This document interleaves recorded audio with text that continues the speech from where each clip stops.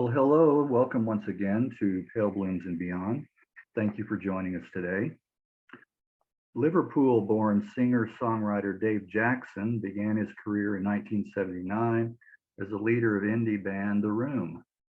Perhaps best known for their single New Dreams for Old and favorites of John Peel, the band recorded 4 albums and several singles before calling it a day in 1985.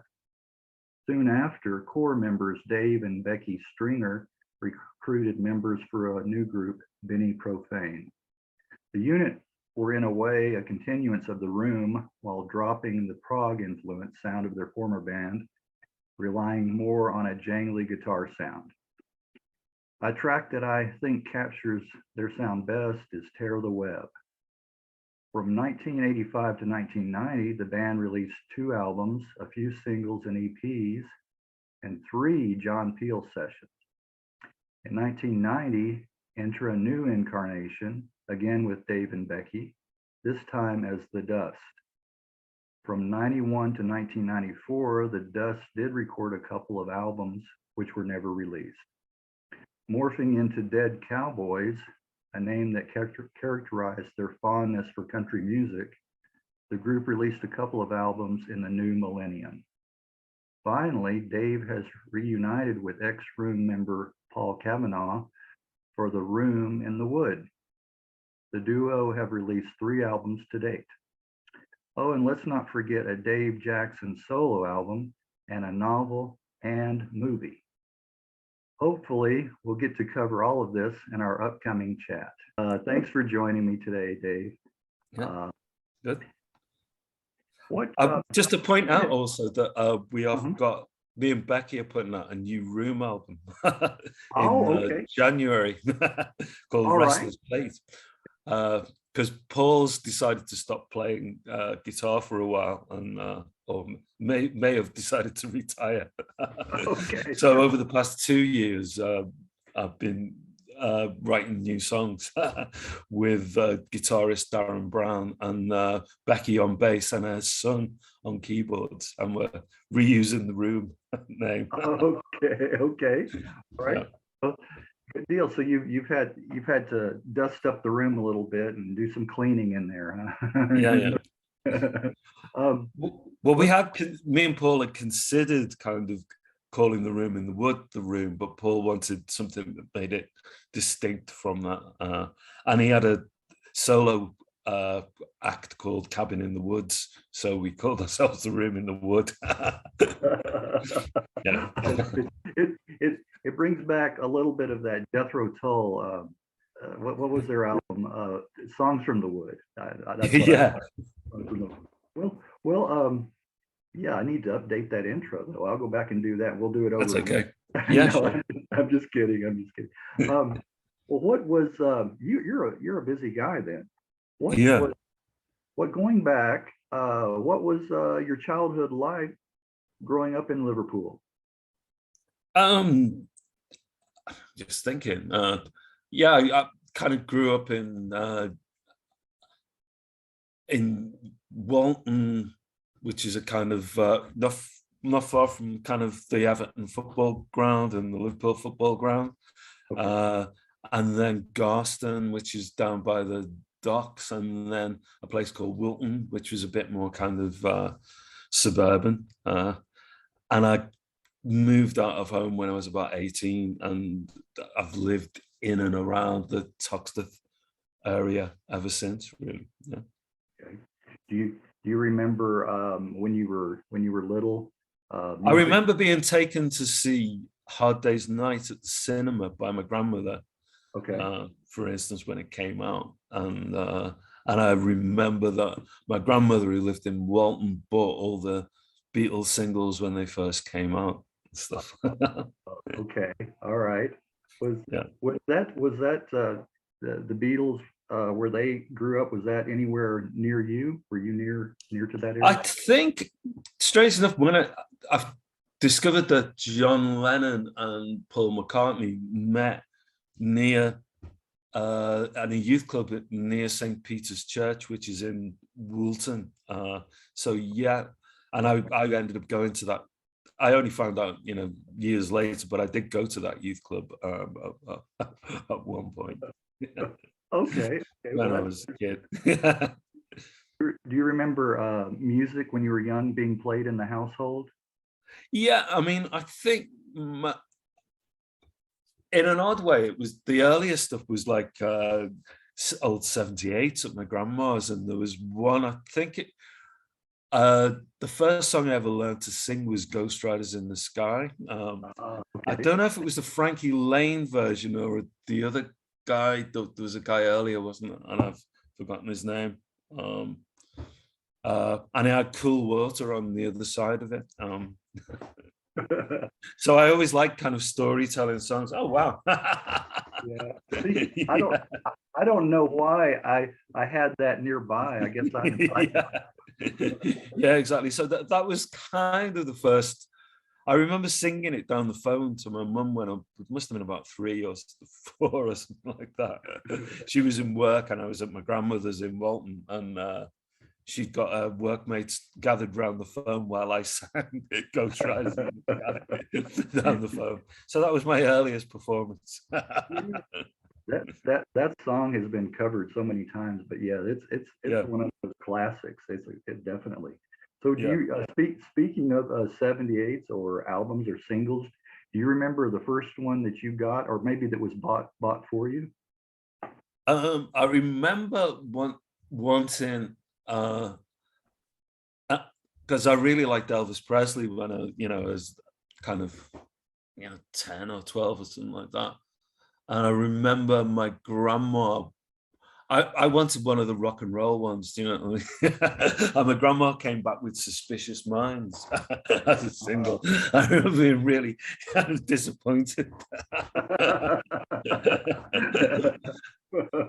And then later I remember buying, the early singles, Ride the White Swan by T-Rex, I remember buying with my own money, and Traveling Band by Creedence Clearwater Revival, because of the rock and roll thing, Yeah, I would like to ask that question because it's not usually one that you're real proud of, like because I'll tell you mine was. Can you remember the Royal Guardsmen? Do you remember the Snoopy? Oh yeah, the Snoopy. I love that song, but I didn't actually buy it. Yeah. So my first. Oh yeah, the bloody Red Baron of Germany. Yes. That was my first. Yeah. It's not ones that we're real proud of, but yeah. That was a classic. yeah. It helped me get started anyway. Yeah. What were some of the bands as a teenager that you were really into that you liked? Well, the very first band I'm trying to think, the first bands that I went and saw is either Hawkwind at Liverpool Stadium, supported by Ridgely Swartz, which was an odd kind of bill. And then the other one was I sagged off school to get tickets to see Led Zeppelin at the Empire. And I saw them in 72, I think.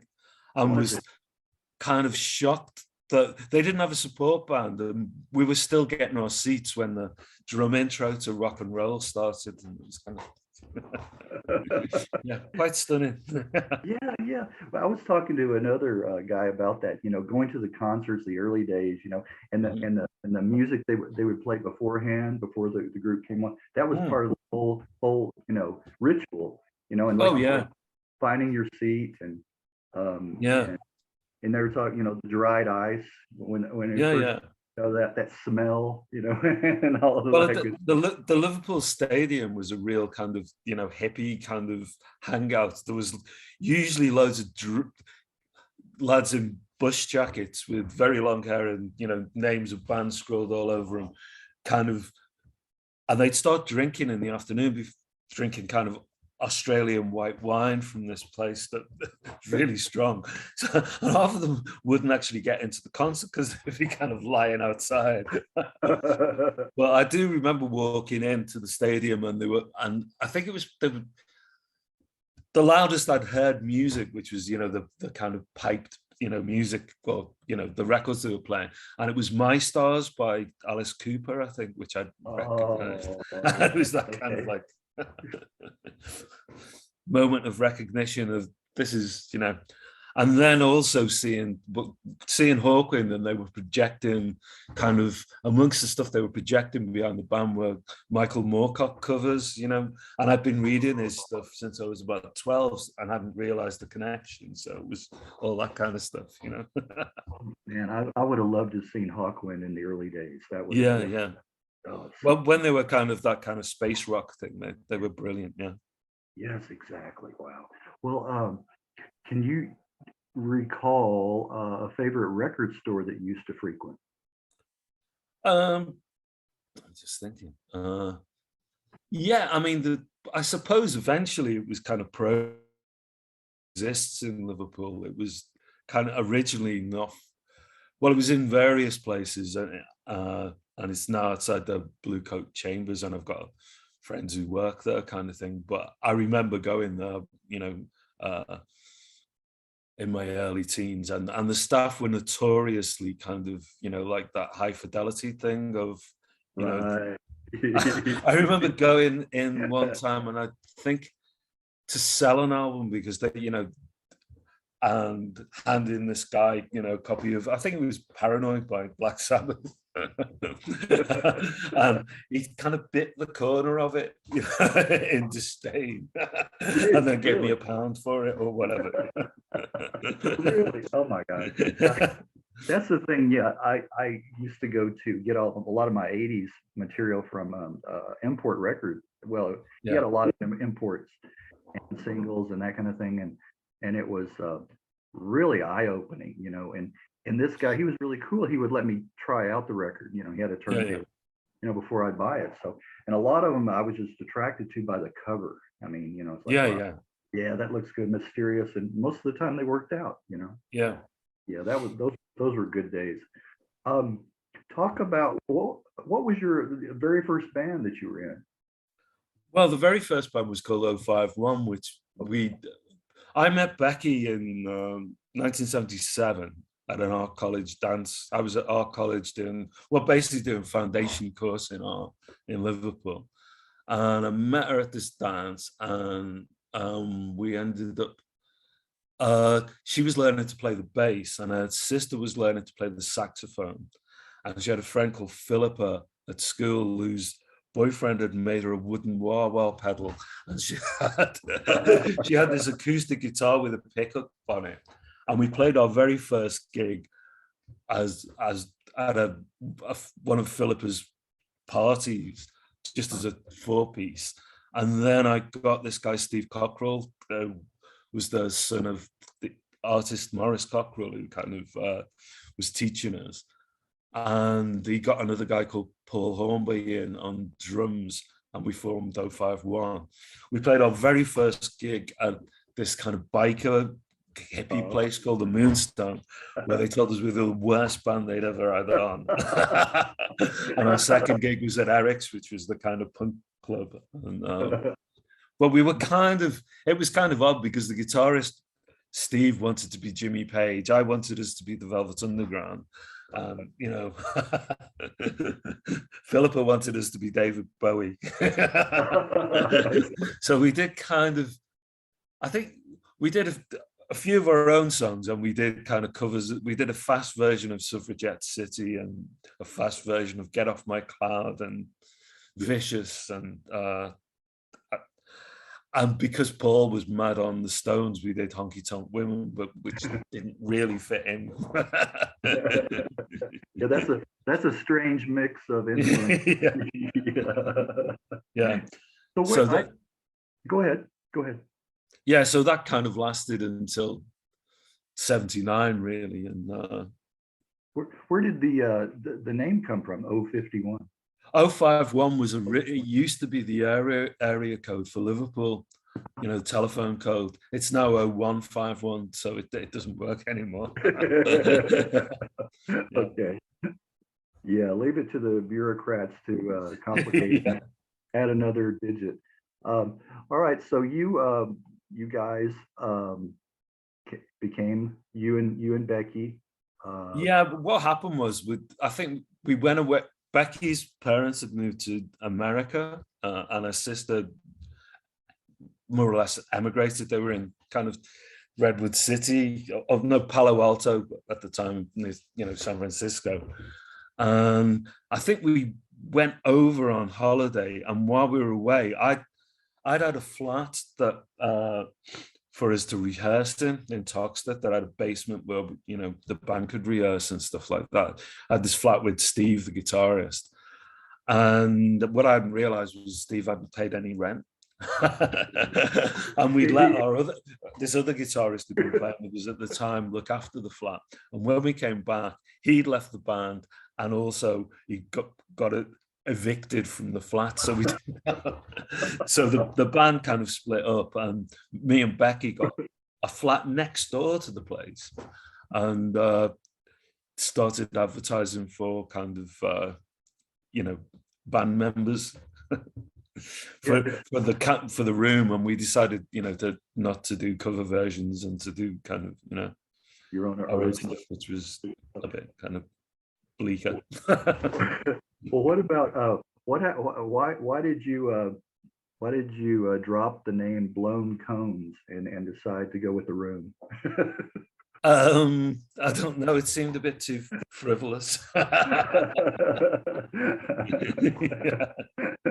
What does that mean? What the blown cones? What would that? It mean? Was speaker cones. Yeah.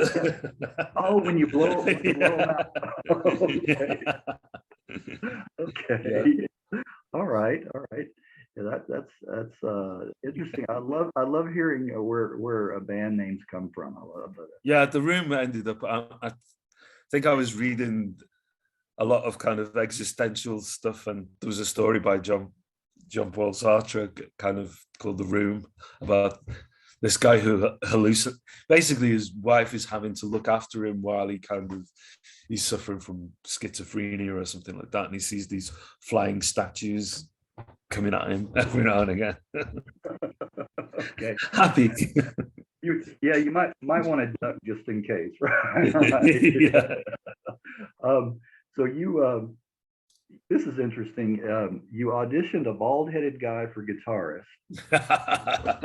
he went on to play. I'm pretty sure I know who this went on to play for Dead or Alive. Was his name Bob by any chance? I think so. I've forgotten really. When I wrote that stuff, for LTM, it was kind of tongue in cheek, I suppose, but I didn't realize it would be quoted back at me. Well, the reason he did turn up, and he had a saxophone, and he wanted to play saxophone on the songs, and we'd gone off saxophone by then. Well, the real reason I'm bringing that up is I believe he played in Modern Eon. He did. Yeah, he was in Modern Eon. Yeah. Well, my friend Bob Wakelin played in Modern Eon. He sadly died a couple of years ago. But he was a really great kind of artist. I think he did bits of work for Marvel and stuff like that back in the past, but he worked kind of doing airbrush stuff. So him and I think Danny was in Modern Eon as well. Right. Yeah. And Alex and Cliff. I may have an upcoming interview. I've been corresponding back and forth with the drummer Cliff. Okay. So that may be something coming up too. So yeah, I saw the tie-in there and the connection. So I said, okay, I gotta ask about this. So what was I think you've mentioned the original lineup, but if you haven't, what was the original lineup? So the very first lineup was me and Becky, and then this guy Robin Odlum joined us. He's Irish, and he just returned from Belize, where him and his friend have been. They've made money in the States selling kind of household goods, converted household goods to head shops as kind of like scales for and strainers and things like that. And then they moved to Belize, and and Robin came back to England. He was a kind of hippie-ish kind of bloke, but he was the guy with the kind of echoey, you know, he had a Wem copycat on his guitar, so we got all that echoey stuff on our guitar. Well, what was the sound? Yeah. What? I was going to say, what was the sound that you guys were going for? I think the very first song I think that I wrote was Waiting Room. And so it was a bit dirgy, that one, you know, and we tried people out on that. And I think Robin had he did something with his amp and made it kind of throb, and we decided that was kind of what we wanted. I suppose I'm trying to think. I was influenced by people like the Velvet Underground, Television, I really liked, and Talking Heads, and, you know, more the New York kind of bands rather than the British. Although I like the Buzzcocks and stuff like that. And I suppose Joy Division came later, you know, kind of, you know, I hadn't really heard them when we first started, you know, doing the Room stuff. So, you guys. Oh, and the Cure, I suppose. Yeah, I remember buying the, you know, Killing an Arab, you know, with that. Is it 10:15 or what on the other side, and that kind of sparse minimalism I quite liked. Yeah. One of my very first 12 inches I got was A Forest, and I remember playing that. I was in college at the time, and just you know, I had my windows open and I had it cranked up. I'm sure people, if they could hear it in the parking lot, like, what is this? Yeah. You know? But yeah. Oh, and Wire was the other one, because and we actually got the first single got a really bad review, and it got kind of a good review off Paul Morley and the NME, but it was only a little tiny bit, you know, along with a bunch of other records.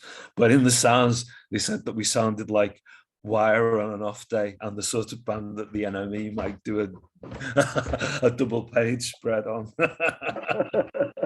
on an off day. Which it didn't turn out to be true, but you know. Yeah, it's funny what critics will say, and a lot of times it's like, just go with the opposite, you know, don't even, but then you need you know, get your foot in the door a lot of times with the critics. A lot of times it's just ignore what they're saying. Yeah. But what did so you that the first single, it was recorded in 3 hours. That's got to be some kind of a record. Yeah, that was weird, because what happened was a friend of ours knew Ricky Sylvan, the guy who recorded it, who worked at Eel Pie, which is, I think at the time it was owned by The Who or whatever, the recording studio. And he said that he could, you know, get us some free studio time, but we had to do it in kind of, you know, some off time. And I think it was some kind of bet that, you know, the guy had, you know. So we drove down to London in a, Clive, who came in as our drummer, had this kind of converted camper van that we'd go to gigs in. Yeah. And so we drove down, and Clive went and stayed at his auntie's. Rob went and stayed with his girlfriend, who was a nurse somewhere in London. And me and Becky slept in the back of the van in a car park overnight across the road from Clive's auntie's house, because Clive said, he didn't want to disturb his auntie, you know, and she'd make too much of a fuss of us. Right. And so the next day we go into the studio and basically just run through the song, you know, kind of a couple of times. He mixed it, and then we took it straight to Porcupine Cut, which was where they kind of cut it, kind of thing. So we got it all kind of cut, mastered, set and sent off really quickly, and then I had to wait something like 3 months for the pressing plant to get around to pressing the record. And they kept saying it'll be ready next week, but it never was, you know. But put off, yeah. So you self-financed the early recordings on your label? Yeah. Well, that's kind of a DIY thing right yeah, there. I mean, that was the kind of ethic in a way. I mean, because we put out our own cassette album, because we had some demos that this guy paid, kind of organized for us, but he basically wouldn't give us copies of the demos unless we signed some kind of management deal with him. And we were lucky in that after he left the studio with the tapes, the engineer said, we'll remix them really quickly for you and give you copies. And we put them out as part of the album. That was good that they were there. That was yeah. Wow. Well, you John Peel really became a strong fan. Yeah, well, it was that tape, I think, that because we sent him that and I got a phone call off him, and he just basically said, this is John Peel, I want to play 4 songs off your cassette album as a session. And don't worry, we'll get you down for a proper one, in the near future. And it was like, yeah, fine. But it was kind of a tape of a tape that he's playing. So it wasn't as kind of, high fidelity as a lot of the other stuff that he was playing at the time. Right. But any bit of help, and especially John Peel, I mean, he jump-started so many different bands' careers. Yeah. That's great to have him in your corner like that. Yeah. Wow. What do you think he liked about your sound? Do you have any idea? I'm not really sure. I mean, it was difficult to kind of. I mean, I know that there were certain songs that he particularly liked. I mean, later on, he really liked Things We've Learned to Walk That Ought to Crawl and Jackpot Jack, certainly with The Room. Mm-hmm. And he put out our last session that we did as The Room, which as a kind of on Strange Fruit, his own label kind of thing. And that's kind of 4 tracks that were never actually recorded, by the band for a label or anything like that. They would have been on the next album if we'd have stayed together, kind of thing. And he seemed to really like that. And then later on, with Benny Profane, I think it was Stitch that he particularly liked, and so it was hard to tell because he didn't play the first EP that we put out as Benny Profane. He actually said on the radio that he didn't like it as much as The Room. At least he was being honest, I guess. Oh yeah, he was always honest. Yeah. What do you recall your first gig as The Room? Yeah, I think our first gig at The Room was at Eric's, and it was because we'd spoken to Roger Eagle, who was working at Eric's or organized Eric's, sorry, and we had a drummer left over from 051 who kind of I think he went on to join It's a Material for a while and various other bands. He was a good few years younger than the rest of us, kind of thing. And I remember us playing at that, and I think we did a couple of the darker kind of 051 songs to pad out the set, and the newer stuff as well. Yeah. How big was the crowd at that first gig? I'm not entirely sure. Maybe 100. I don't know. Yeah, it's a long time ago. Yeah, a long time. That's what I ask people in these, to kind of brush off those cobwebs a little bit and keep in that head. Your second single, Bated Breath in Sickness and Health, came out in '81. What do you remember from that one? Well, that one came out just before. Well, it came out just before we went to America, and we were getting kind of reviewed because we flew over to America and did a tour that Becky's sister Helen organized, mainly the West. Well, it was the West Coast up. So we played kind of San Francisco, Sacramento, LA, Seattle, and then up to Vancouver, and then back down to Seattle again, kind of thing. But we just flew. Again, it was a self-organized thing, and we did it on holiday visas, and hired equipment when we got there, kind of thing. Yeah, but you get over any way you can, right? It's like, yeah, exactly. Yeah. Well, it was weird because our drummer nearly got deported because he had a seaman's visa instead of a proper visa. It was the days when you had to go down to London to kind of, and get vetted to get a visa for America. And he just phoned them up and said that he said, I've got a visa. And they said, oh, well, that's all right then. What he hadn't mentioned was it was a seaman's visa. And we arrived in LA. I think we flew into LA, and we were waiting for him, and we got a message saying he's been taken to a hotel and he's going to get flown back to England.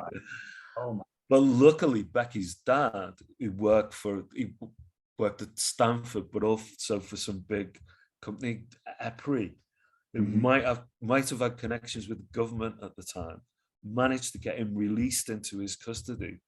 There was a court appearance in kind of San Francisco, and he was okay to stay. So that was kind of weird, because you hear so many stories of people, just not getting in and getting sent back. Right. Yes, you do. Yeah. Wow, they're very lucky there. That worked. Yeah. A little bit before that tour in July, I want to hear about this. You were leaving a gig in Liverpool when the Toxteth riots started. Oh yeah, we supported Dead or Alive at the Royal Court in Liverpool, and because I was quite friendly with the keyboard player, Martin Healy, who was the original keyboard player, and we did a few gigs with Dead or Alive, actually, now I come to think of it. But yeah, we played with them and a band called the Ponderosa Glee Boys, and we'd actually traveled to the gig in a truck rather than a van, because Rob and Clive had a gardening business, and Clive's van had broken down, so we had to use the gardening truck. So we had all our equipment in the back of the truck, and us sitting in the truck going to and from the venue. Where we lived on where mine and Becky's flat was on Prince's Park Gate, was right, where one of the major site where the riot police turned up. Wow. So we had no idea about this. So we played the gig and we're on our way back. And I think there might have been trouble the night before, because there'd been an Iggy Pop gig that people have talked about as kind of, so there were rumors about, kind of riots. And as we're going along Princess Avenue, a brick kind of flew between us, kind of thing. And when we arrived at the flat, there was just loads of riot police with shields kind of by the gates, and that's got to be a little scary moment right there, man. You guys survived though. Everybody was. Oh God, yeah. It was fun. I mean, when I think about it, we probably weren't actually in any danger. It was just kind of apart from the odd brick, but because it was a couple of nights later. Well, about a few days later that we were flying, getting the train down to London and then flying to America. So, right. Wow. Well, what was the experience like recording your first John Peel session? Going down. It was great, actually. The very first one, I think we actually did 5 songs, because we were doing it with Dale Griffin, who used to be Buffin, who was the drummer in Mott the Hoople. He used to handle all the Peel sessions, and he was really hard on drummers, kind of thing. But Clive was a really, really good drummer. He was left-handed, but he played kind of a right-handed kit. kind of open-handed and all this kind of stuff. And I think Dale Griffin was quite impressed with him, so he let us do 5 songs, I think, for that session. Yeah. Wow. Okay. So everything turned out well. Sounds like. Yeah, it was good. Yeah. In April '82, Indoor Fireworks on Dave Kitson's Red Flame label was released. Yeah. And then here's John Peel again. You mentioned this earlier. Things I've learned to walk that ought to crawl. I love that title. And he liked that one and played that one quite a bit. Yeah. Also there too. Talk about Peter Baker. Okay. Well, I think with Peter Baker, it was first, he was obviously around and he played keyboards in a friend's band, Sky Yorkie. He had a band called The Balcony that Paul Cavanagh was also the guitarist in, kind of thing, and Alan Wills was the drummer. So Peter was playing keyboards with Yorkie's band, but I don't know if I'd met him before, but we played the Hammersmith Palais with The Fall and the Birthday Party, and Peter must have been at the gig because me and Becky were out having a drink in this pub, the Lisbon in town, and Peter Baker approached us and said that he'd seen us and liked us and that, but that we needed a keyboard player. But he was classically trained, and we tried keyboard players before, and they mostly kind of wanted to be Keith Emerson or they just played too much, and we were kind of just and when he said he was classically trained, we were like, oh god, this is going to be terrible. But he was really into the Velvet Underground and kind of a more minimal approach, if it suited the thing. He didn't have an ego as far as showing off was concerned. That's great. You didn't, like you said, want a Keith Emerson or Rick Wakeman on your hands. yeah, exactly. No. Well, the original lineup of The Room had run its course by the end of '82. What additions and changes were made to the lineup at that point? Well, yeah, I think Rob and Clive both decided that they wanted to leave the band, kind of thing. I think Clive, in actual fact, I'd always preferred kind of prog rock. He was doing solo stuff that sounded like Genesis or something like that. Do you know what I mean? And so he wasn't really into what we were doing. I don't think, that much. And Rob kind of, he decided that he wanted to leave, and so I started. Peter suggested to Paul Cavanagh, who was the guitarist in The Balcony, that he kind of work with us. And so we started writing songs with Paul, and then we got Alan Wills, who was the drummer in The Balcony, to join us as well. So so we now had a different kind of lineup. And Paul also had this thing that he didn't want to play any of our old stuff, so we wrote an entirely new set. Okay, all right. Then you, in '83, you released a double A side single and then a mini LP. Clear. The double A side single was basically the last thing that we recorded with Rob and Clive and with Peter on keyboard. So it was a bit weird having that come out and we weren't actually playing it live. We were playing the stuff off the next album. Yeah. It was kind of strange. Do you remember the recording sessions for that?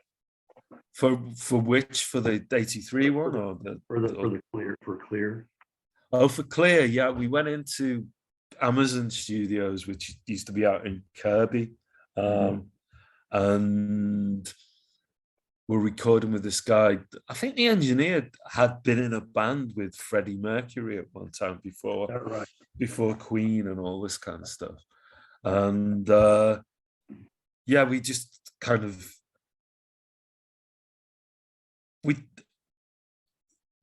just threw everything but the kitchen sink into the recording. So there were kind of jazzy flavored songs, and there was one that was called The Ride that was kind of influenced by can, kind of thing. And we used a drum loop on it. And, yeah, so it was kind of.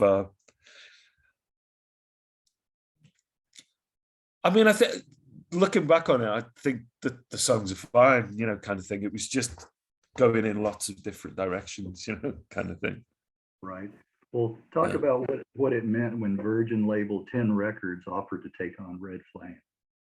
Well, I think round about that time we were getting kind of interest, and I think Dave Kitson managed to organise some kind of potential deal with Virgin Town, and it is quite odd because at the time there were other people who were kind of interested, and I often wonder if we'd have gone down that route, what had happened, if you know what I mean. But so we kind of signed to 10, and we'd never really had a manager up until that point. We'd kind of managed ourselves, and they kind of appointed or suggested a guy to manage us who actually worked for Virgin and managing producers and stuff like that. And we also signed a publishing deal with them as well. Right. So we were kind of locked in a little bit in a sense to 10, which was fine in the beginning, but once once kind of there was kind of stresses between, say, the label and Red Flame, Dave Kitson had some kind of falling out with them that it never really got to the bottom of, kind of, it made things a bit awkward, if you know what I mean. A little strained. Yeah. But it was money anyway, we were getting paid to do what we liked doing. Right. Well, yeah, it's interesting to say, if you could go back, would you make the same decisions, and it's always that. Yeah, probably not, if I don't know. Right. Well, I wanted to hear about, in '84, you recorded and released the first Room song I ever heard, and probably a lot of people, New Dreams for Old. Yeah. Were you happy with John Porter's production on that? Yes and no. I mean, I think at the time we just had this thing that we wanted a more organic approach to the thing, and because he produced the Smiths, we thought that having heard the first Smiths album and This Charming Man, that it was a fairly back to basics kind of vibe about it, if you know what I mean. Yeah. But he was kind of in love with the Linn drum, Yeah. Didn't really want live drums, messing up the recording. Right.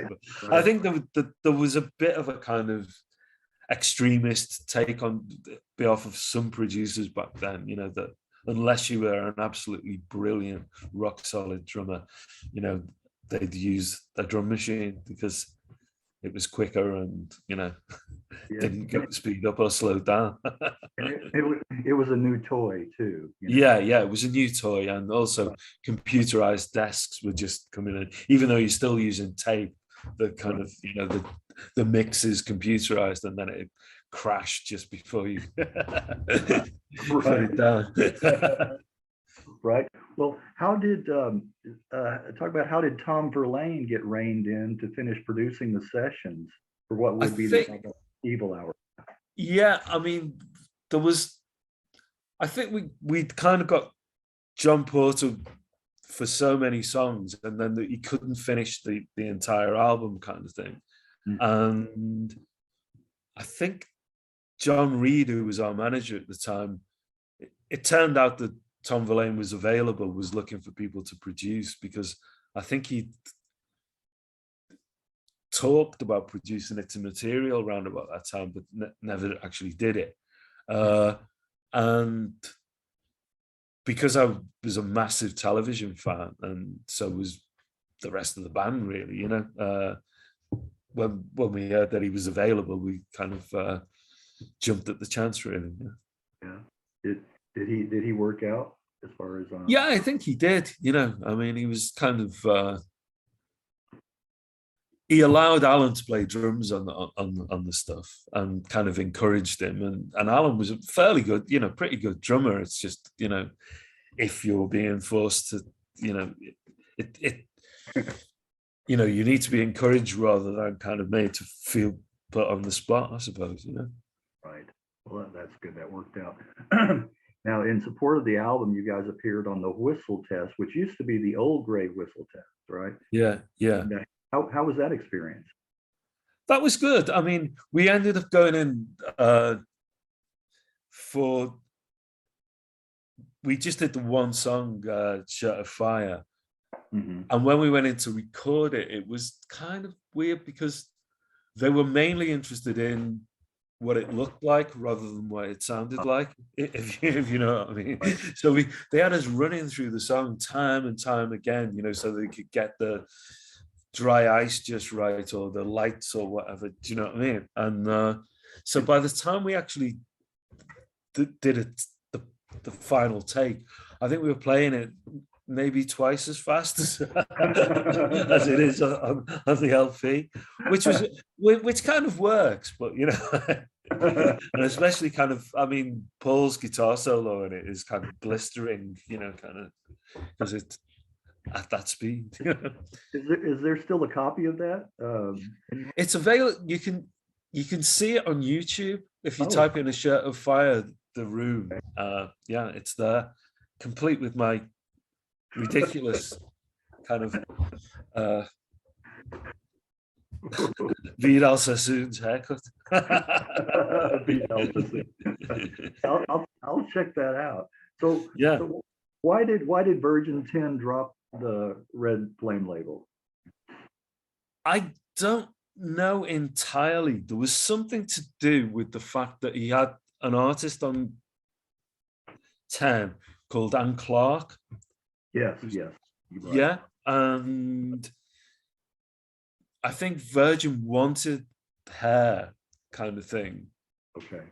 And Dave Kitson was arguing with them or, in dispute with them.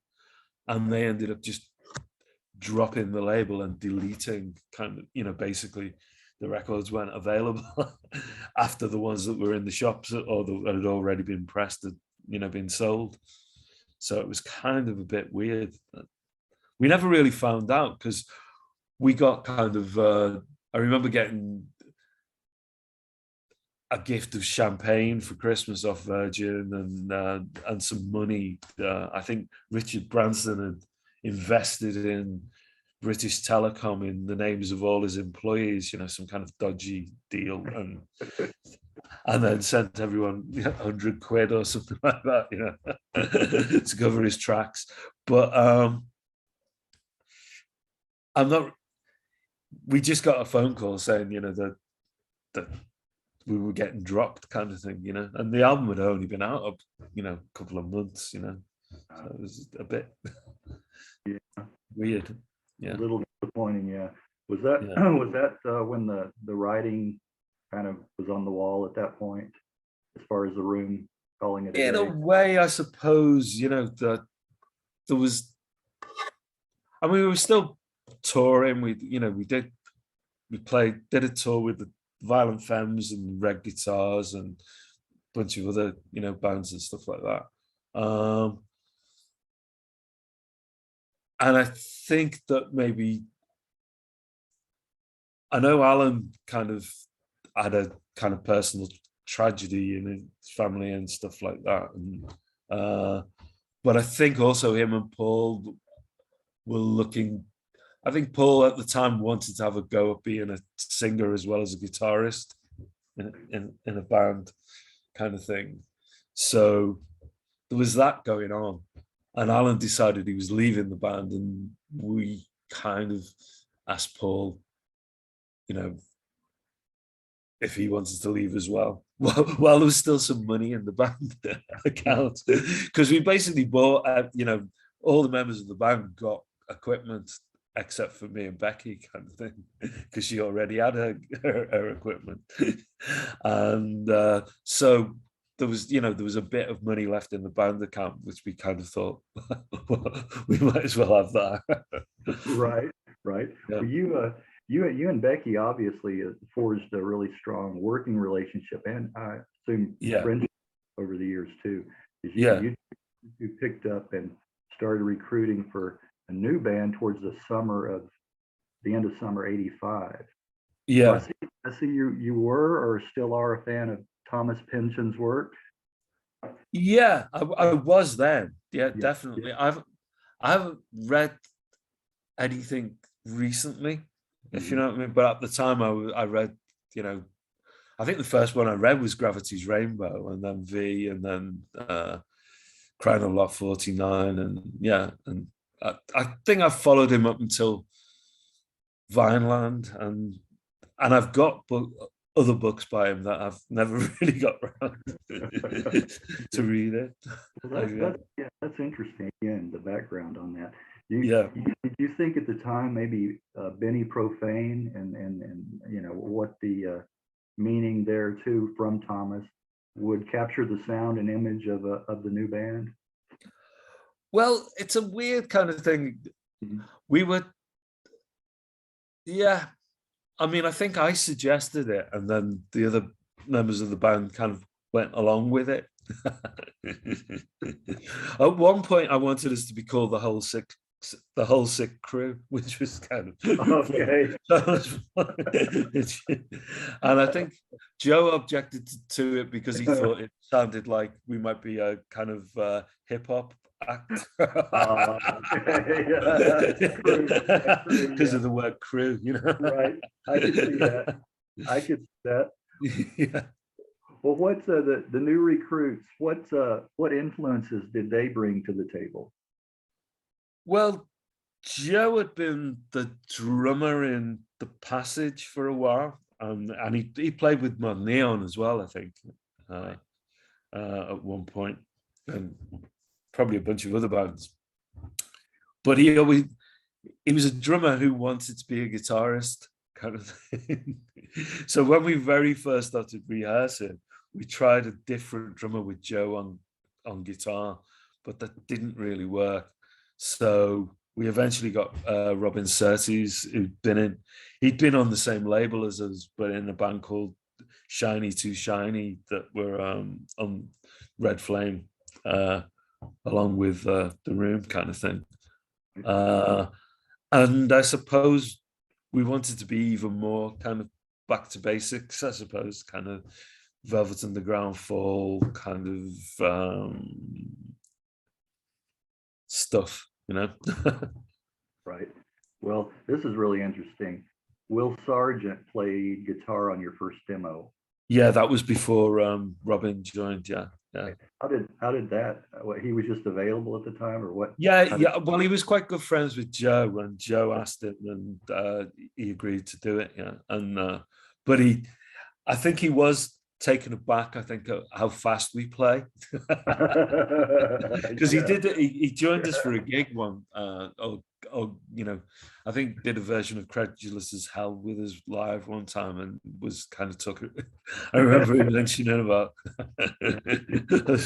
all our songs are too fast. This isn't how Echo and the Bunnymen sound. Yeah, right. Yeah. No, not at all.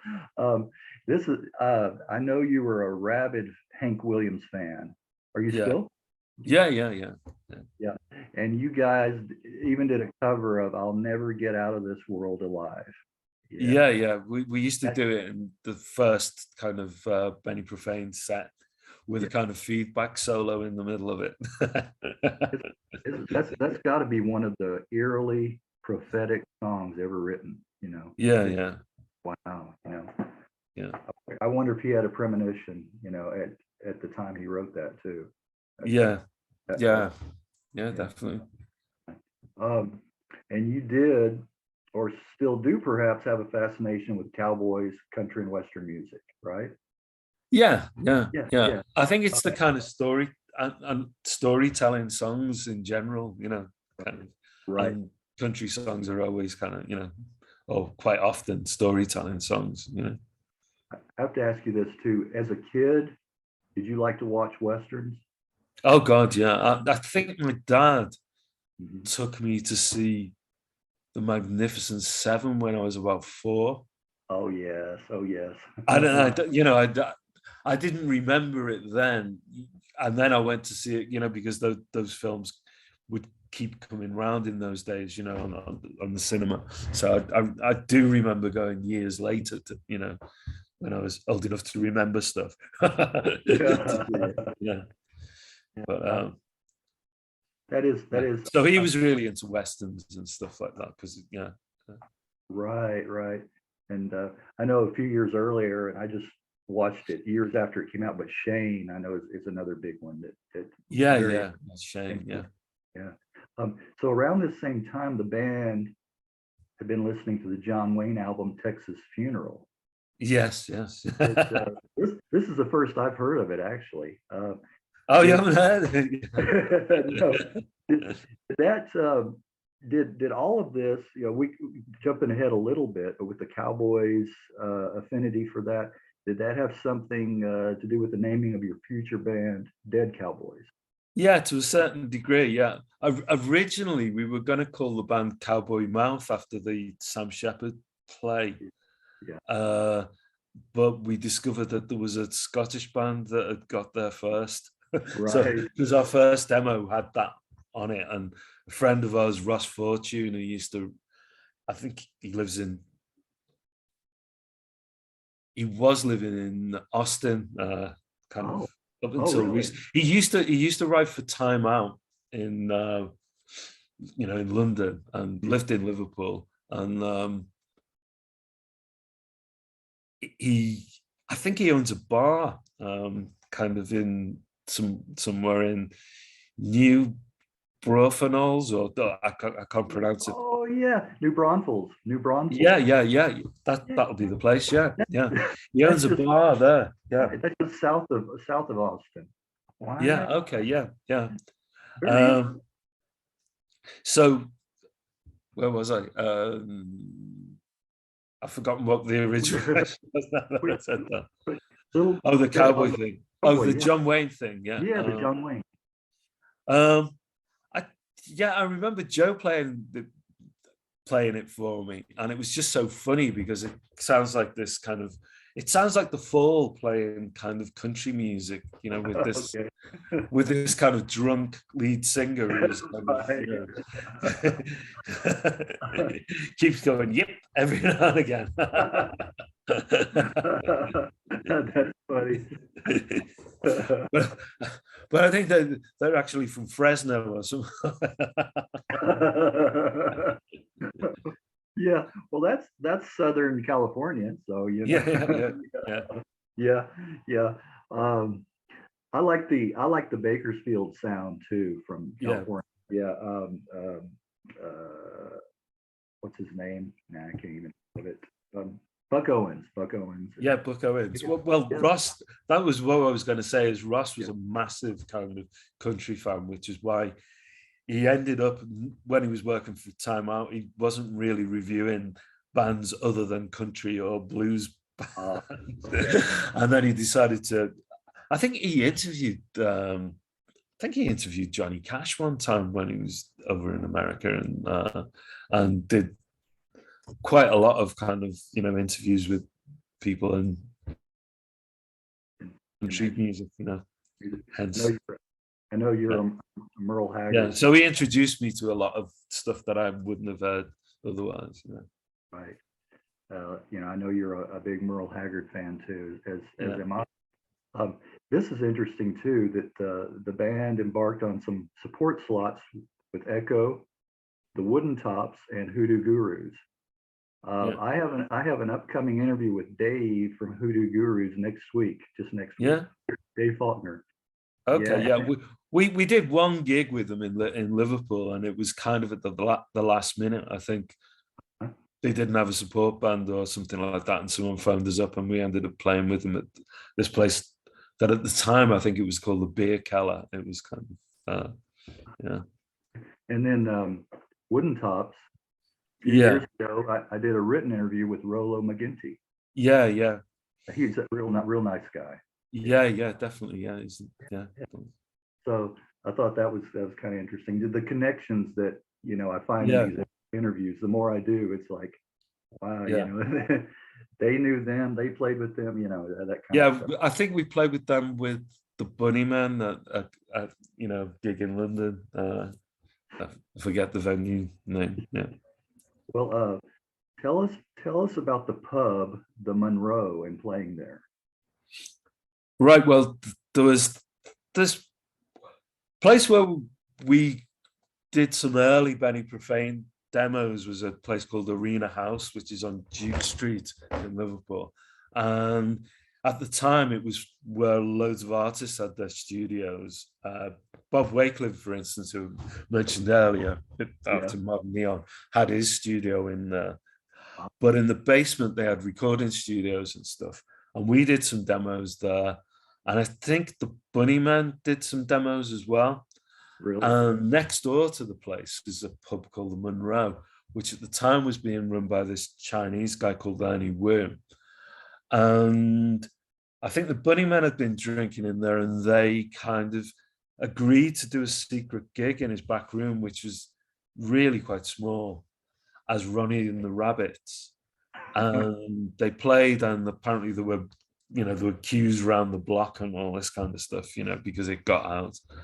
And then after that, we ended up talking with Ernie Wu, and we started putting regular gigs on. We played there a few times, and at one point we played there for an entire week with a different support band or a different band playing with us. So the Walking Seeds and who else? The Lars, the early version of the Lars when Mike Badger was still in them, and Marshmallow Overcoats, the Tractors, various other bands kind of played there with us. And for a while, it became this place where, in those days, the drinking laws were kind of less relaxed, let's say. So everywhere, pubs closed at 11 and nightclubs closed at 2:00, and we'd be in there, and usually the people would turn up after the clubs closed, and he would let them in because he had some kind of deal with the police. And he seemed to think that by serving kind of vegetarian stew or chicken stew, depending on your taste, that would kind of get him around the licensing laws.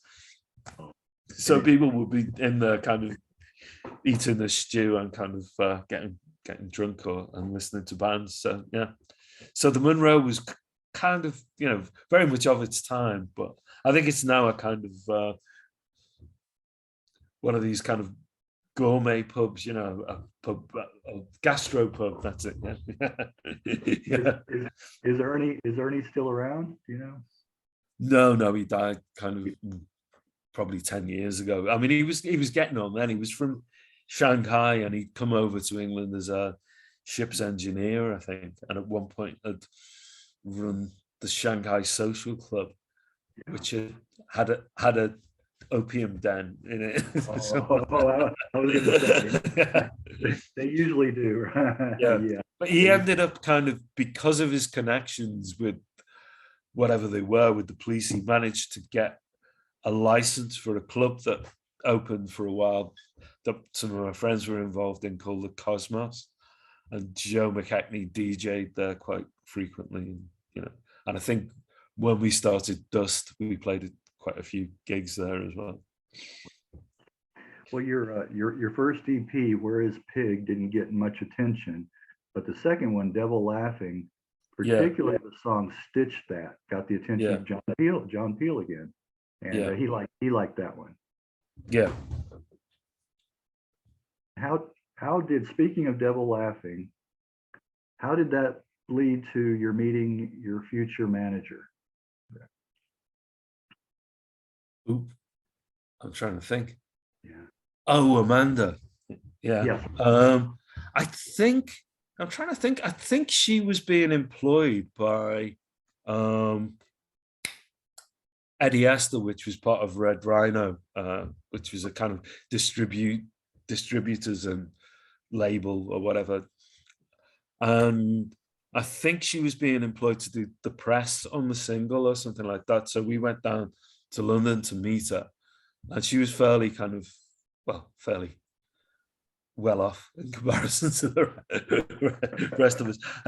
Her boyfriend at the time, later her husband, was an A&R man at WAA, you know, at the time or whatever. So, and I remember them taking us to Break for the Border, this kind of place where he had his kind of, you know, his credit card behind the, you know, the bar. Right. So, right. you know, so it was kind of, you know, because at the time we were mostly, with the exception of Becky, and yeah, we were mostly kind of unemployed.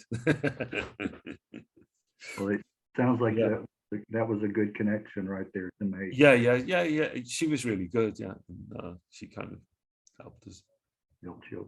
Now, Parasite was issued as a single in early 1988. Yeah. What are your recollections of performing the song on Tony Wilson's show, The Other Side of Midnight?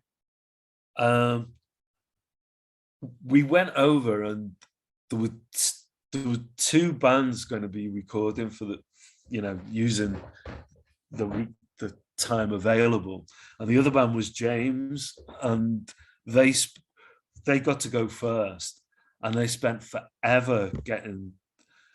They had this Venetian blind behind them and these, you know, lights going through them, and they took nearly the whole day doing their songs, as it were, and we were left with like the tail end of the time.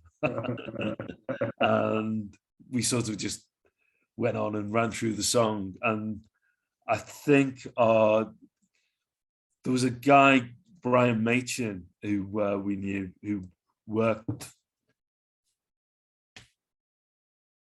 did work with Tony Wilson on The Other Side of Midnight, and he kind of borrowed their equipment to film a video for Robert Bank, right? Which later. So I think what he did was actually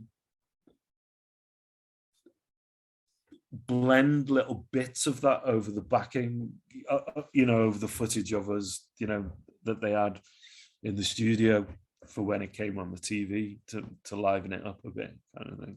Yeah. Okay. Well, that's what you mentioned, Robert Bank. Yeah.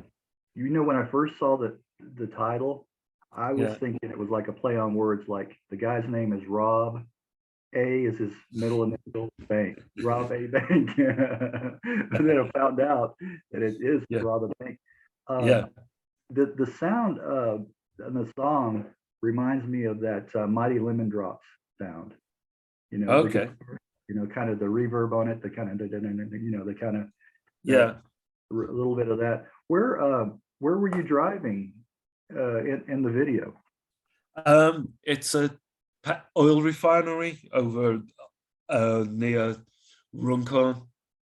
I've forgotten the name of it. It's a massive oil refinery that kind of. So we thought it made it look a little bit like, you know, rural industrial America. Right. Well, it did. It really did. That's where I thought it was. I thought it. Yeah.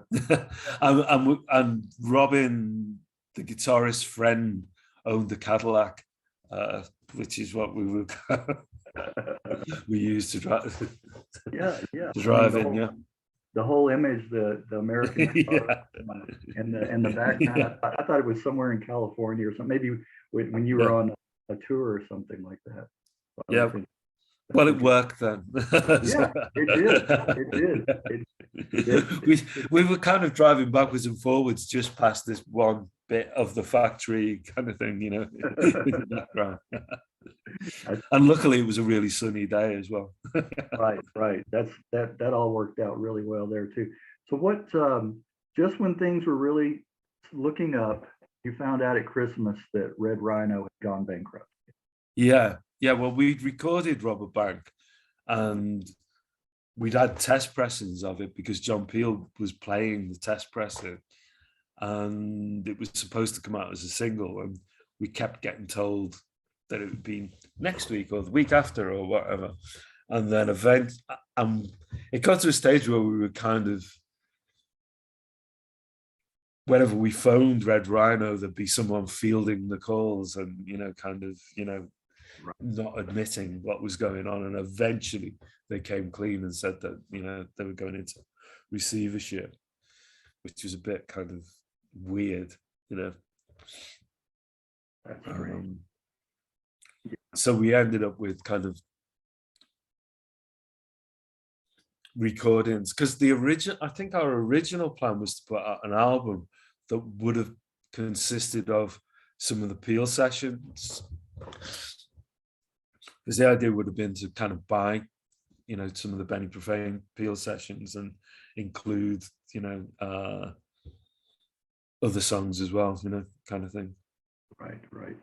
Well, you guys, you went on tour with The Fall. Yeah. How was Dave Haslam a life or album release saver? Sorry? How did Dave Haslam help save the album? Oh, basically, I think what we did was we went in the studio and kind of recorded enough songs to have an album. And then Dave Haslam, who ran a label called Play Hard in Manchester, one of our friends' bands, Kit, were on his label, and he agreed to release the album, kind of thing. So yeah, well, that's good. He was there for that. Yeah, at least it was safe for posterity and everyone else. Yeah. What about your tour of Poland and Soviet Union? What are your memories from that '89 tour? Well, we had a friend called Patrick Nicholson who we'd met. I think his band supported us in London at a gig near Brixton, I think, and he had an agency called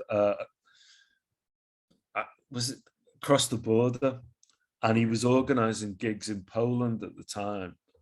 And so we talked to him about doing that. But round about that time, Glasnost was happening, and there was an invitation from Kommersol, which is kind of young communist organization or whatever, for us to go over, so to not only play Poland, but to play kind of parts of the Soviet Union. So originally, we were supposed to play in Lithuania, Latvia, Estonia, Leningrad, and Moscow, kind of thing.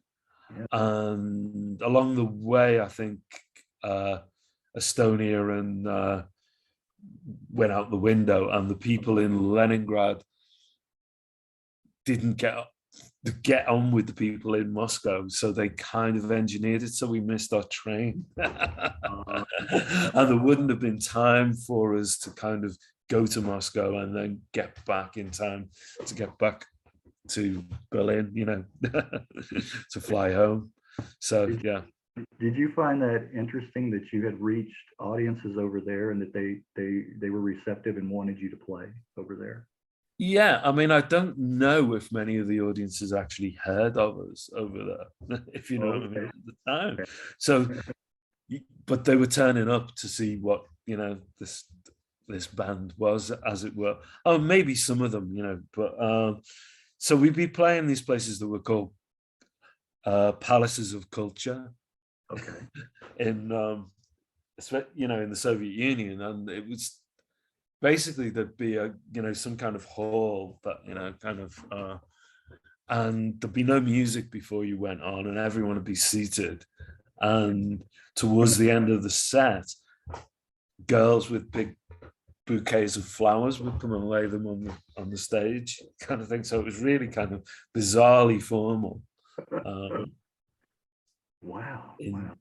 In the Soviet Union. In Poland, it was a bit more kind of chaotic. I mean, the very first gig was full of kind of weird nationalist skinheads, you know.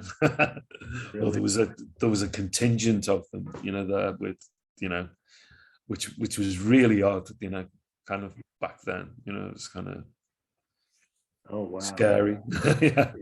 Well, I would say, yeah, I guess like you said with Glassnose, the opening up, Yeah. there were so many young people there that were so repressed and yeah, exactly. Yeah, and it came out like that. Yeah. Yeah, they just wanted to hear and see any Western type. Yeah. Probably. Wow. Okay. Wow. Yeah, because the following year we were due to go back to Lithuania, but it was at the time when there were tanks kind of on the border. So we ended up going to kind of East Germany and Czechoslovakia. Okay. Yeah, that's scary. Yeah, you mentioned that. Yeah. Well, at least you've got, put that on your resume. You got to play over there as well. Now you guys were pros at doing Peel sessions by this time. Yeah. How did the tour with Aztec Camera go? It was fine, really. I mean, it was kind of maybe. I mean, by then Aztec Camera was kind of Roddy Frame, I think, you know, kind of thing. So the name was Aztec Camera, you know, kind of thing. But it was, well, I suppose it always was Roddy Frame, wasn't it? Really. It was. But yeah, I think it went quite well. I can't really remember that much. You don't remember if you. I remember playing the Town and Country Club, you know, because that was a kind of big venue, and you know, and we'd done 3 nights with the Fall there as well, kind of thing. So you know, kind of. You didn't do any socializing with Roddy. You don't remember? No. I think we hung around with kind of tour managers and people like that who tell us stories about, you know, kind of other tours that they'd managed. I think one of them had something to do with the Waterboys, but I remember him going on about the Waterboys, but I can't remember what he said really. Mike Scott, yeah. So it's the old curse. If the music industry can't pigeonhole you into one category or another, you operate outside the business, and you don't get push or that support from the labels, right? Yeah. I suppose there is that. Yeah. I mean, we did. You didn't want to be labeled though, so you know. Yeah, I mean, I think back then, I mean, when it kind of started off, the term indie or independent meant that you were on an independent label. It didn't mean that you sounded like Oasis. Do you know what I mean? Or you know, I don't know, The Wedding Present or whatever. If you know what I mean, it was kind of, you know, that everybody sounded different to a certain degree, you know. Right. You know? Right. Well, so that you could encompass, you know, the birthday party and Aztec Canberra and the go-betweens and you know, whatever, you know, and it was independent rather than kind of a sound as it became, you know, a particular sound. Your second album, Dumb Luck Charm, recorded in October '89, but it was not released till March of the next year after you signed with Imaginary Records. Yeah. But it is nice that they included all the Trapdoor swing tracks as a bonus on the CD. Yeah, I think it was because at the time CDs were relatively new, if you know what I mean. So, you know, and we kind of didn't want to miss out. You know, we thought, well, if people are, I think there was a certain amount of, we were a bit kind of annoyed that we weren't getting a second album out quickly on Play Hard.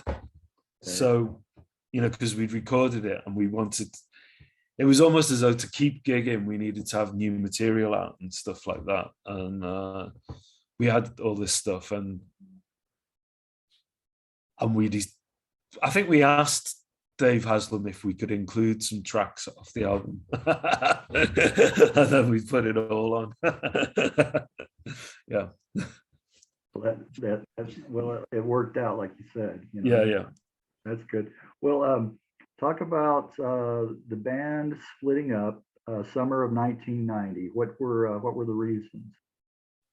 I think Joe got more involved in, he'd been DJing and stuff like that, and he got more involved in that. And also, we probably the beginning of us starting to not get on. I think he was,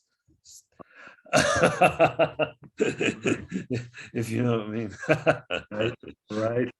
Yeah, because when we play, because we arranged to play 3 nights for our last gigs in Liverpool, kind of thing, and he played the first night, and then on the second night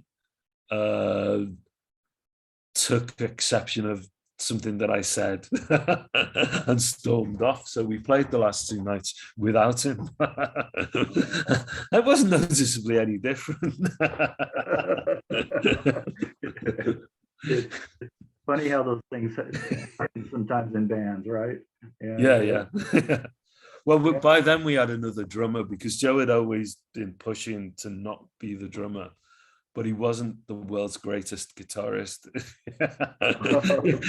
He had a distinctive style, but it wasn't something that would carry, a band, if you know what I mean. So it was kind of, So Robin was kind of, the main guitarist. And I think Robin got a bit put out by the fact that Joe was kind of, had suddenly decided he was a guitarist. I want to switch instruments, right? Yeah. Well, we did have a thing where at one point we'd have a reserve drummer kind of thing. and Joe would get off the drums and then go on the guitar, and then this other guy, Dave Brown, would come and play drums with us. Or when we went to the Soviet Union, it was a guy called Roger Sinek, who was in a band called Barbel, and back then as well. And later in a band called Mr. Ray's Wig World, who were another Liverpool band. But I think it was just possibly, I think Joe got more involved in kind of dance music and wanted to, do that kind of thing rather than go in that direction. Being a band as such. Right. Well, you and Becky, again, tight knit, duo that you soldiered on briefly as the Dust from 1991 to 1994. You played some gigs and recorded a couple of albums that were never released. Is there any talk or plans to release those one day? Maybe thinking about it. I think the name Dust kind of has probably been taken several times by other bands. You know what I mean? There was a 70s band called Dust. I recall. I seem to recall that going online and seeing the name Dust turn up, kind of.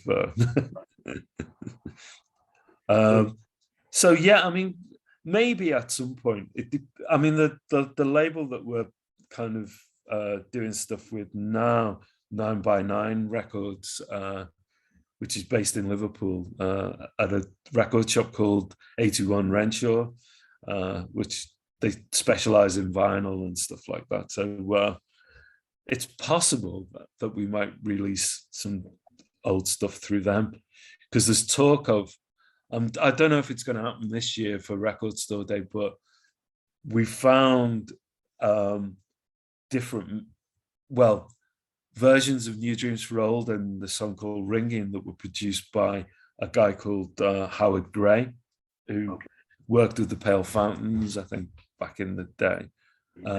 We recorded them before the John Porter stuff, and they're kind of radically different, but kind of interesting versions of the songs. So we might put them out at some point together with some of the earlier Room, the later Room songs that never got released, as it were. I'm sure a lot of fans would be welcome that. I think. The then the band morphed into the Dead Cowboys. Yeah. Early live sets reflected the band's affinity for country music. But by the time of recording your debut album, Comings and Goings, the band had developed a new sound. Can you describe that new sound? Well, I think it was almost like we were almost using our roots in kind of post-punk, as it were, and mixing it up with country music a bit in a way, and kind of making it kind of un-Americana, you know. Un-Americana, right. PC, un-American. Yeah. Well, I always like that term un-American, you know, kind of, right. A term of abuse for, you know, kind of. Right. Well, myself included. I know what you're saying. I know. Yeah. The album came out in 2000, and it got some really favorable reviews. What do you think slowed the momentum down? I think the thing was that by this time, I went back to university to do a degree in '93, I think it was, and then I kind of did an MA, and then I started teaching, kind of, and doing a PhD in about '99, I think. Yeah. So by that point, we all had jobs. You know, Greg, the guitarist, who was originally in a band called Barbel, who I mentioned earlier, he's an architect, so he's doing that. I think Andrew McKechnie, who was the drummer briefly, it was Joe's nephew. He had a full-time job, you know, and Becky had a job. Yeah. And in 2005, Becky, or thereabouts, I'm trying to remember exactly when it was, but there was a certain point around about 2008, I suppose, where Becky and her husband decided to move to Ulverston, which is kind of up in the Lake District kind of area, and start a microbrewery. Becky was a kind of biochemist, and and her husband was a chemist. So they started their own kind of, you know, craft beer kind of industry. Has that carried on? They recently sold it, I think, to a bigger corporation, and Becky and her son travel down now for rehearsals and recording and gigs. Just, you know,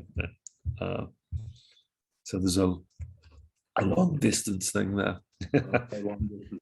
Well, before we move ahead from Dead Cowboys, 2005's Twin Evil Stars. Yeah. How did you feel about that release? I think I liked it. You know, I mean, what had happened was that was mostly recorded on Greg's Porter studio, kind of thing. So I think all the drums on it are, you know, electronic drums. Yeah. So we just go around to Greg's and, you know, do bits of it every now and again. So yeah, I was quite pleased with it, and I think it came about because LTM, who had been re-releasing all the Room and Benny Profane stuff, they had this label called the Boutique label, and James Nice, agreed to put the album out for us. So that's what we did. Yeah. Well, that LTM, they grabbed a hold of a lot of really good bands and released. Yeah, they had Joseph K and the Blue Orchids, who are two of my favorite bands. Oh, definitely. Yeah, definitely. You mentioned briefly Pale Fountains. I'm a huge Pale Fountains fan. Yeah. Your first solo album, 2010's Cathedral Mountain was recorded with John Head. Yeah. How was it working with John? It was great. I mean, it just came about because it was after kind of Becky had moved away and stuff like that. So didn't really have a band anymore as such. And he kind of asked me if I'd be interested. He offered to produce an album by me kind of thing. And said, he'd help me out with it. And I don't think he realized that I don't play the guitar. So when we very first kind of, he invited me down to the rehearsal studios and said, bring in some songs. So I just had to sing them to him. And he's like, where's your guitar? And I said, well, I don't play the guitar. I've got these, melody lines in my head with words. And so he kind of initially said, well, they're all the same. So he kind of changed them a bit. And so it was him. And also I had been doing some stuff with Tim O'Shea, who was a really good friend of John's. And so the two things kind of amalgamated. So, they both kind of were in the studio with me. And the idea was to do it without drums or basically with two guitars really and vocals. But we did add some extra bits and a choir on one song. Yeah. So you think it turned out pretty well? Yeah. You happy with it? You happy with it? Yeah. Oh yeah, I'm really happy with it. Yeah. Yeah. No, it was good. Good. But then because John and Tim were both kind of busy doing other things, I needed a band to play the songs live. I think we did a few gigs, and Robin out of Benny Profane and Greg out of Dead Cowboys kind of work with me on the next thing that we did, Redfin Sunset, and also a guy called Andy Wilson who'd played. John had introduced me to him, and he played keyboards, when we played live, kind of thing. So that's how we did that. Well, you want to go ahead and talk about that if you want to.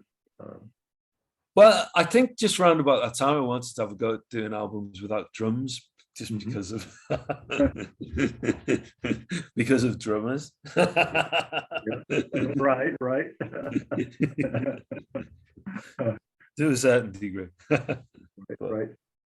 It's getting, Dave, it's getting really dark there. Oh yeah. Do you want me to put a light on? Yeah, do that. There we go. Much brighter, but yeah, that works though. That works. Yeah, because it was starting to really go dark on me. Okay. Switching gears a little bit, is Violet City, is that your first novel that you wrote? Yeah. It was a thing that I kind of worked on when I was doing my PhD. Okay. I basically wrote a novel with a kind of critical commentary. What was it? Personal and cultural mythologies in the creation of a fantasy novel was, I think, the title of it. Say that again real fast. Yeah. Personal and cultural mythologies in the creation of a fantasy novel. Yeah, so that was okay while you were in school. Okay. Well, it was kind of while I was teaching, kind of thing, Yeah. Okay. And I was working on other things because I had an idea for a low budget feature film in development with the UK Film Council that was actually based on going to all tomorrow's parties at Camber Sands when it was curated by Steve Albini. And it was, it's this very old-fashioned kind of 1950s holiday camp. Right. With chalets and stuff like that, and street lamps and stuff. And I just thought it'd be a great location for a low budget science fiction thing. And there was So it was basically the gist of it was a holiday camp where the rich go to joyride in the bodies of the poor. Okay, yeah, right. So there's basically kind of a mind transfer thing going on where, you could basically go and they kind of older rich people would select people, and it might be an ex-model who decides to find someone who looks like a younger self who's, or whatever. So that was the gist. And so I was kind of given money to develop it, and a treatment and several drafts of the screenplay, but it never actually materialized. So that was going on at the same time as I was writing the other thing for my PhD. And when I'd finished that, a guy that I was working with who wanted to direct sort of read the novel and suggested we make it as a film. So we shot it entirely on green screen and kind of put all the backgrounds in, in post. So it was kind of like a very, very, very low budget kind of Sin City type, right. look to it. And we wanted to kind of make the most of the fact that it was black and white and harked back to kind of, early German cinema, that kind of Nosferatu and things like that. Right. Yeah. That film noir kind of. Yeah. A little bit like that. Well, film noir and the stuff that inspired film noir, that got Murnau and, before that, the earlier stuff. Wow. Well, that's is there a way to watch this today? It's on YouTube. It's on YouTube. You can watch it. The whole movie. Basically, when we originally brought it out, we got an aggregator in America, got it on Amazon Prime for a couple of years, and then it kind of got kicked off or whatever. And so we decided that we just put it up on YouTube for people to watch for free. So because when I did a search for it, there was the ad for Amazon Prime. I checked on Amazon Prime, and like you said, it's not there. Yeah. It's not there anymore now. Yeah. I'll definitely watch that. Yeah. It's flawed, but we made. I mean, at one point we had it at kind of a ridiculous length, and in order to get the aggregators to take it, we needed to get it down to about 100 minutes or whatever.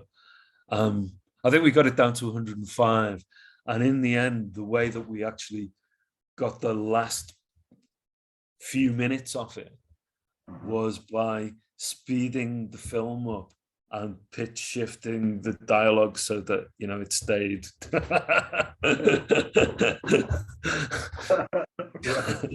Okay, and actually it kind of worked because some of the direction had been a little bit slow anyway, so speeding it up kind of helped it. And it gave it a little kind of shimmer that you kind of might associate with an old silent film or something like that. I definitely am going to watch that. Well, how would you did you like working on that? How would you compare that to like working with music, recording and producing the film versus music? I think the thing with the film is that as the writer, you kind of lose control. I wrote it, I didn't film it, kind of thing. And there is that kind of thing between your vision and what somebody else can do.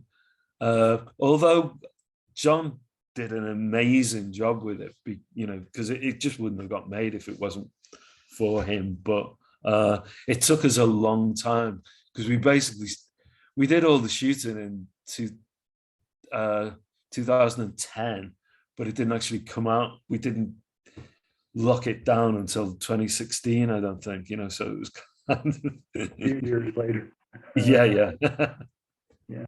Well, I want to move on real quick to your latest band project is yourself reunited with Paul Cavanagh. Paul. Yeah. As the Room in the Wood. Yeah. Did you find the magic was still there between yourself and Paul? Oh yeah. I mean, I think what happened was it was around about 2016, 2017, Paul got in touch And initially I think we did cover versions at a bar. I think Dead Cowboys were asked to play some. Oh no, it was the thing with it was Cathedral Mountaineers. We were asked to play somewhere by Andy Wilson, and it turned out that the other members of the group couldn't do it or going on holiday or whatever. And Paul had been in touch, and we learnt a load of cover versions, kind of things like Pale Blue Eyes and High Noon. There you go. There you go. And just performed kind of, with acoustic guitar and vocals. And I think we did one of my songs, I think Red Car off the first Cathedral Mountains album.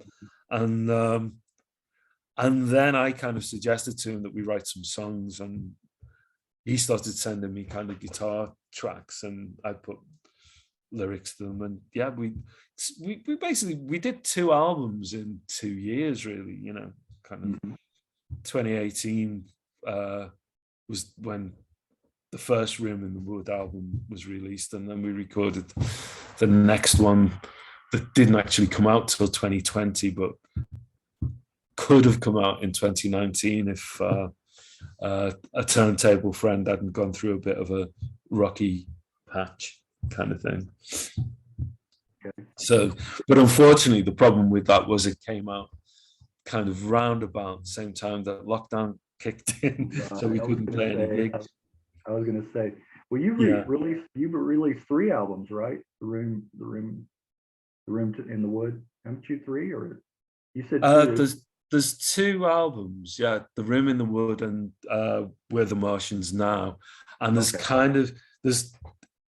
there's an EP called the Mars EP, which only has 2 new songs on it. It's got Mars Won't Save Us and Time Machine off the first album, and then 2 other songs, and yeah. So, which of the albums are you most partial to? I think the first one's probably the most varied in a way, the Room in the Wood one. But I mean, I like them both really. And then because Paul decided that he didn't really want to carry on writing songs and playing songs anymore, I ended up working with this guy called Darren Brown on some new songs, and he suggested getting Becky in. So we played last year, about this time last year, we played at Shine On as the Room. We'd been booked as the Room in the Wood, but because Paul didn't fancy traveling all the way down there, we played as the Room. And we did one old song. We did Things We've Learned to Walk That Ought to Crawl, and a bunch of new stuff that we'd just written, but with a drum machine. And it was Ethan, Becky's son's very first time on stage, playing keyboards, which was kind of probably nerve-wracking for him. Bet it was. How old was he at that time? I think he's about 21, 22, I'd say. Yeah, no. Okay. Well, it's time. It's time for him to be doing that. Oh, yeah. Well, that's great that you guys got back together, and you mentioned that after the intro too. Yeah, you and Becky got back together. Yeah, and also the other weird thing is I went to the Philippines this summer. Mm-hmm. I was invited to the Philippines. Apparently, New Dreams for Old was quite popular in the Philippines back in the late 80s, probably after the Room had split up or whatever. And a friend of mine, Paul Simpson, who used to be in the Wild Swans, he's been going over there quite regularly. He's been over twice, I think, and due to go back again. And they've got these people over there who were really into what they call new wave, which is kind of 80s stuff. And so during lockdown, they got in touch with me and said, would I like to go and play? But I'd have to go on my own and do old Room songs. So they're basically songs that I haven't sung since 1985 or sung since 1982. with a Filipino backing band. So I had to give them a list of songs, and then they paid for me to fly over. And there was a guy from a band called H2O, guy called Ian Donaldson, Scottish guy. He was going over on the same deal. And two guys from a band called When in Rome, who were one of whom lives in America and the other one lives in England. They both flew over as well. And we played with a bunch of Filipino bands. We had one day in the rehearsal studio with these guys that were brilliant. This band called Luna, who learned all these old songs. And the weird thing was, you know, having to sing New Dreams for Old, because my voice was a lot higher there when we recorded that. And it's also got that octave leap in the kind of chorus or whatever. But the band kind of promised to kind of back me up on the chorus. So. But it was good. It was great fun.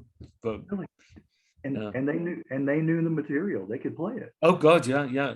Because when I said, you know, are you sure you're going to be able to? He said, of course we can. We are your fans. So we had to kind of sign records over there and all this kind of stuff. It was really weird. Yeah, really. I've heard that the Philippines and a lot of Asian countries. Korea is another one that's really infatuation with, you know, Western or music. The UK, and get a big following fan base over. No, they're really lovely people, and Jesse Gonzalez, who kind of organizes all the stuff. He was a DJ, well, probably still is, as well as a promoter now, but he'd been playing all this stuff and was responsible for its popularity back in the day, as it were. That is so you know you have your fan base there, yeah. Well, what else is in production, or anything going on right now that you're working on? Well, there's going to be the release of Restless Fate. The album is coming out on 27th of January, and we're going to start playing some gigs around then as well. But I have been working on a kind of song cycle that I had this idea for a story, but told in song lyrics, as it were. And originally, I think I was going to do it with Paul. But I realized that Darren's been sending me some new song ideas, and I realized I could break it up into separate kind of sprack song kind of pieces. And I think we're going to have a go at working on that, as well as we have to learn all the songs to play live, because we basically needed to get pay a drummer to come in and play with us, you know, kind of when we went into the studio, because we'd mostly written the songs with a drum machine. And okay. You didn't want to have the Lynn drum there, huh? Not really, no. Maybe the next thing. I mean, Darren's drum machine is just, you know, a basic thing, you know, that keeps the beat, as it were. Right. Well, what about talk a little bit about family and interest outside of music? Interests outside of music, reading. I mean, I teach at John Moores. I teach creative writing at John Moores, you know, in that department. So that's my kind of day job. I've got a sister, you know, Helen, who actually sang some backing vocals on the last Room in the Wood album. Yeah.